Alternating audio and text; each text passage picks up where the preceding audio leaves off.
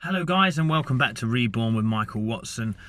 Thank you so much for coming to watch this video. This video is about the 3 things that I healed in myself that I want to talk about today. And before I do that, please do like, share and subscribe and comment down below. And also, it really helps the video if you like it and you watch it all the way through. So I really appreciate you guys who do that. Also, I have a free Facebook group, which is going wonderfully. We're really helping each other to understand things. Any questions that come up there, I jump on and answer. So join my free Facebook group, The Healing Circle, if you're looking for a community to help you heal. So guys, this is awesome. So these are 3 things that I healed in myself. And actually, I'm going to do a little bonus at the end. This is a freestyle, you know, and this bonus one at the end, I'm going to talk about in length on another video. Okay, so I'm someone who was always very, believed in the power of the mind over matter and the body and, manifestation. And whenever I first got into that idea, it just sort of really stuck with me. You know, I was introduced to it the same way many were. I watched The Secret and I was like, okay, this just seems real, and I started testing it out and it worked, you know, on many things, you know, created a wonderful career as an actor and my wife and my children, homes, you know. And so I really started to enjoy that lifestyle, but I lost the pathway and a few things cropped up and I was in the peak of my career and a few things popped up because I just started losing my sort of, awareness, as Dr. Joe Dispenza would say. So I lost my awareness. So the first thing that I want to talk about that I healed was my hair. So my hair was falling out. And I was 23, I was an actor, I was about to play a role who had to have a big quiff. And, I was suffering with this hair loss and thinning hair. And I found it so overwhelmingly, it made me go into anxiety. And this is the thing that I was going to speak about at the end as my bonus, is my anxiety. So we'll leave that, but I had anxiety, my hair was falling out, things like this. So the way that I did that, this video is about teaching the ways to heal that. The way I did that was through meditation, using Dr. Joe Dispenza's work, actually. I read You Are the Placebo, and I just also read The Biology of Belief by Dr. Bruce Lipton, because I was just so intrigued by the power of the mind over the genetics and the body. Now, the interesting thing is both of them have struggled with their own hair loss troubles, so I did used to look at the pictures of the authors and go, maybe this isn't the way for me to do it because they haven't done it. Or another thing, maybe they didn't care enough to do it, you know? So for me, it was more that I was like, well, it just shows me that I'm not the sort of person who's sort of having to sit back and accept my genetic destiny. So how did I heal that? Well, I went on a route of meditation, energy work, where I used to sort of just feel the energy go up to the top of my head, a little bit similar to the Dr. Joe Dispenza breath before he does that, because it was Kundalini breath back then, so I'm fire breath. So I was doing something similar to that, and I used to thank every hair on my body. I used to say thank you so much for growing and doing all this. Well, anyway, if you want to know more about that healing process, that was using meditation and energy work and thankfulness to the hair that I had. And I'm now 10 years on and the hair's never changed and it's thicker than ever. So I think it worked, which is amazing. And so that was one healing. I actually have created an online course, which I'll link in the comments, and if you are looking to help with your own hair loss journey, it kind of outlines everything that I did, and it's getting great results for the people who've done it, so check it out. Now, number 2, the second thing that I healed was I had awful stomach problems. So to the point where I went to get a blood test to see what sort of allergies and what do you call them, not allergies, but it's gone out of my mind, but basically I could drink milk, I could eat bread, but it would make me feel pain in my stomach. And I had IBS with that as well. And just really horrible stomach issues where I had to change my whole diet. Everything I seemed to like to eat, I had to pull out of my diet. And so again, this was at a similar time. And I was just like, do you know what? I've had enough of that. So how did I heal this? Okay. So how I healed this was I was going through a lot of very negative self-talk at the time. I'd call myself an effing idiot. I would, just shout at myself, and I was just so angry with everything I was doing wrong in my life at the time, I felt.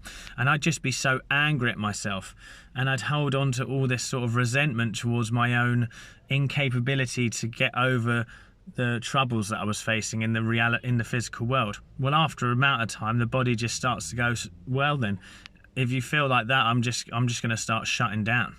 And that was what was happening, really, So the way that I changed that was I used a different way of talking. I was very mindful, and I actually read You Can Heal Your Life by Louise Hay, and I started to use the mirror work and the affirmations there.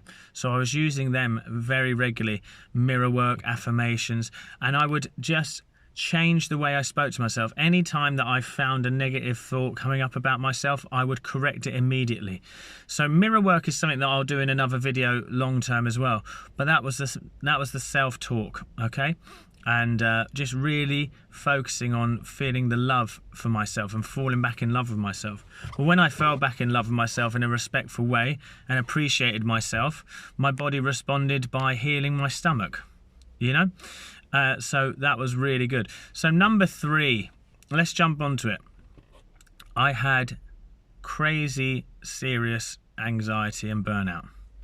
I was going to go on to something smaller, but I'll leave that as the bonus. The anxiety was a bigger thing. So I had intense anxiety to the point where I didn't really leave the house.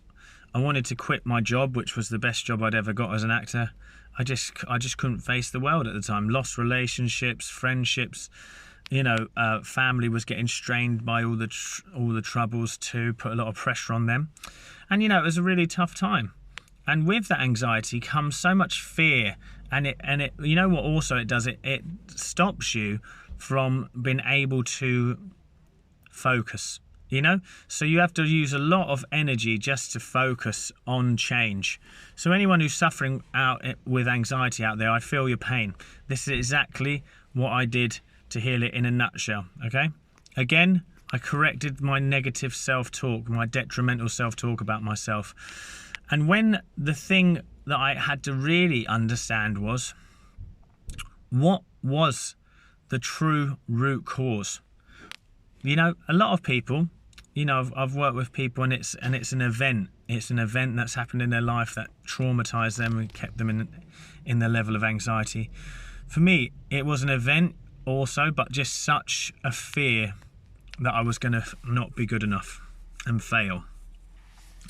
And there's only so long you can push through that to the point where your body starts to go, I can't just run on adrenaline anymore.